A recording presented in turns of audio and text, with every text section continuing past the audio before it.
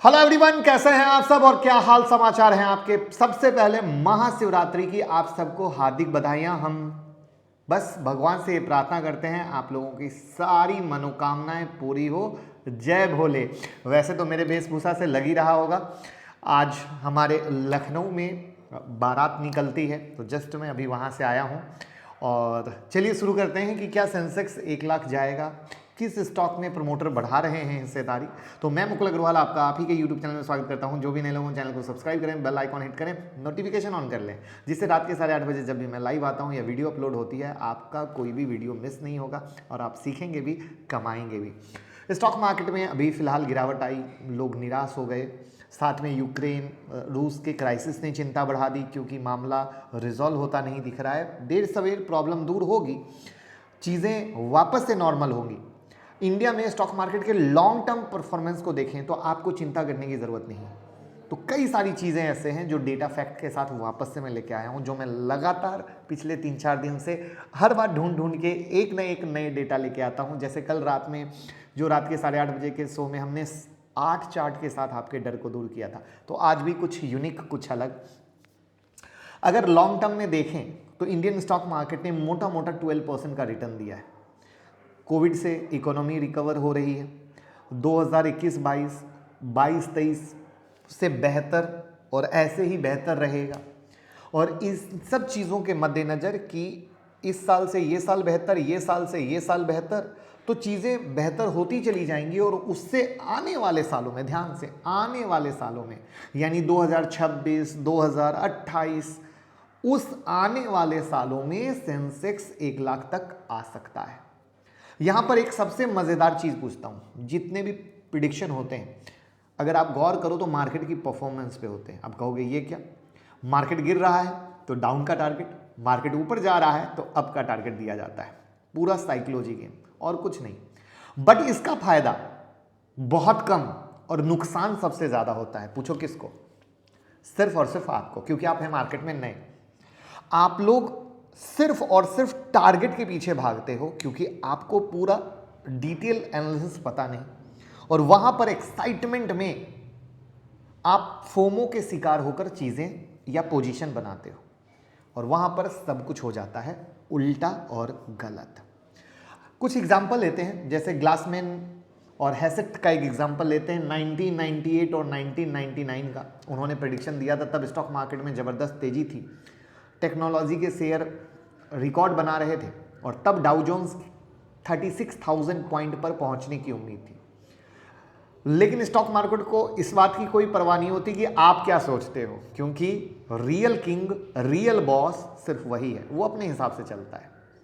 तो बढ़ने की बजाय डाउ जोन्स 2000 में 11,000 से गिरकर 2003 में 8,000 पर आ गया।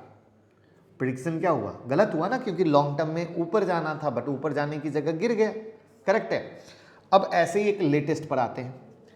क्रिस वुड का नाम सुना ही होगा, जेफरीज ग्लोबल से रिलेट करते हैं। उनका एक स्टेटमेंट आया था, जिन्होंने कुछ टाइम पहले बोला था, कुछ टाइम पहले यूक्रेन रसिया क्राइसिस से पहले सेंसेक्स 1 लाख जाएगा। लेकिन सबसे इंपॉर्टेंट बात, क्या उन्होंने तुरंत के बारे में बोली थी? नहीं। लेकिन जब फेड इंटरेस्ट की कहानी हुई तो उन्होंने कहा, इंटरेस्ट रेट की कहानी मतलब फेड इंटरेस्ट रेट बढ़ने की बात, तो उन्होंने कहा कि 70%, 72% की गिरावट आएगी, मार्केट में काफी गिरावट आएगी। लोग कंफ्यूज हो गए। अब यहां पर सबसे ज्यादा अगेन समझने की बात क्या है कि उन्होंने 1 लाख जाएगा वो 2026 तक बोला था। सेंसेक्स 1 लाख जाएगा 2026 तक, और जो गिरावट की बात की थी वो अभी शॉर्ट टर्म में की थी, लॉन्ग टर्म में नहीं। और हम रिटेल भाई ये सबसे बड़ी गलती करते हैं कि ध्यान से हम सुनने की जगह सिर्फ हेडलाइन पढ़ते हैं, और वही हेडलाइन में हम फंस जाते हैं। जबकि मैं हमेशा कहता हूं रीड बिटवीन द लाइंस, वही है रियल गेम। अब इस चीज को एक बहुत सिंपल से कैलकुलेशन से समझाता हूं, एक प्यारी सी स्माइल आ जाएगी मेरी तरह आपके चेहरे पर भी। अगर 2027 तक सेंसेक्स को आप 1 लाख पर देख रहे हो तो स्टॉक मार्केट की सालाना ग्रोथ होनी चाहिए 15%। और अगर ये अभी सोचो जो मार्केट में गिरावट है और गिर जाए, 45,000 पर आ जाए सेंसेक्स, और फिर 45,000 से 1 लाख जाना हो, तो इसे हर साल 18% की ग्रोथ दिखानी पड़ेगी। यानी मोटा मोटा क्या है, 1 लाख तो आएगा, 2027 में आए, नहीं तो 28 में आए, नहीं तो 29 में आए, नहीं तो 30 में आए। मतलब मोटा मोटा 2 साल 3 साल आगे पीछे मिला के आएगा, यानी लॉन्ग टर्म तो ऊपर ही है, लॉन्ग टर्म ऊपर है, इसमें आप एग्री करते होगे। 2008 में सेंसेक्स 21,000 पर पहुंच गया था, 2022 में 60,000 पर पहुंच गया था। जबरदस्त।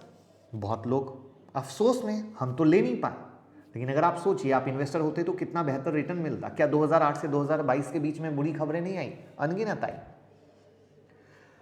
तो समरी और बिग लर्निंग क्या है, ये सेंसेक्स 1 लाख जरूर जाएगा, बस रियल इन्वेस्टर बने, पैसा बनेगा। क्वालिटी स्टॉक में इन्वेस्ट करें, पैसा बनेगा। और अगर आप स्मॉल इन्वेस्टर हैं, मतलब आपका फंड कम है, तो कभी भी पेनी स्टॉक में पैसा ना लगाएं। बिग प्लेयर को अंदर की खबर पता होती है, तभी वो पेनी स्टॉक में पैसा लगाते हैं, वरना वो भी बिल्कुल ना लगाएं। तो ये समझने की नीड है कि आपके पास इतना टाइम है कि आप मार्केट को ट्रैक कर सको।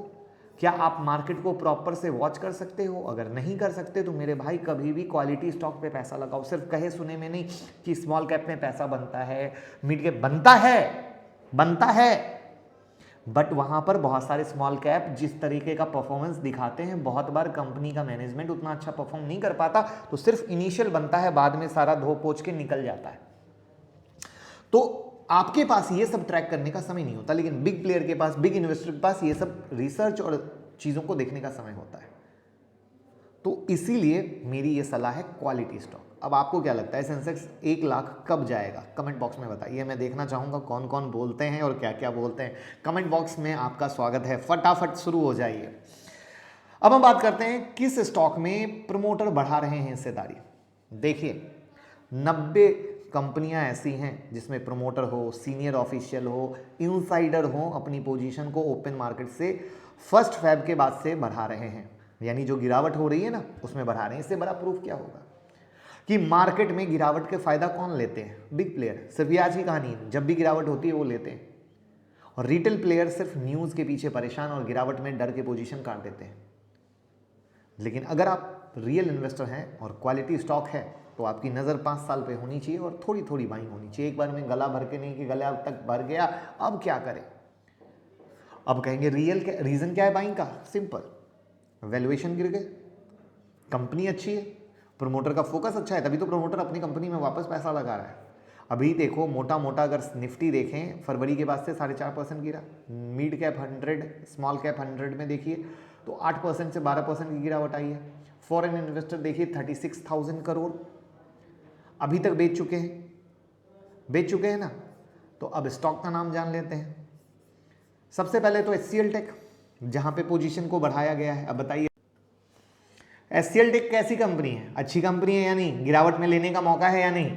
दूसरा चंबल फर्टिलाइजर, तीसरा Metropolis health care, KRBL, Bajaj auto, Westlife development, Hatsun agro product, Maharashtra seamless, Quess Corp, confidence petroleum India, Texmaco infra, Krishna diagnostic, star cement, Bajaj holding and investment, Bhansali engineering.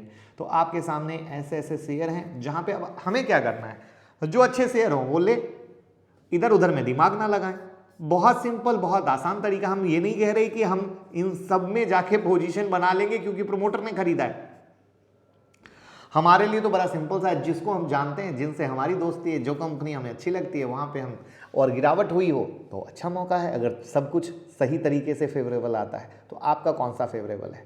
Comment box में ज़रूर बताइएगा और वीडियो को लाइक और शेयर करके प्यार देना मत भूलिएगा। Thank you so much. और वीडियो को घर घर पहुंचाइए, लोगों का डर खत्म होना बहुत ज़्यादा ज़रूरी है। लोग बहुत ज़्यादा डर रहे हैं इस गिरावट में, और ये सिर्फ आपकी ड्यूटी है। अगर आपका डर दूर हो रहा है तो आप अपने परिवार के, सबके परिवार के डर को दूर कीजिए। Thank you so much.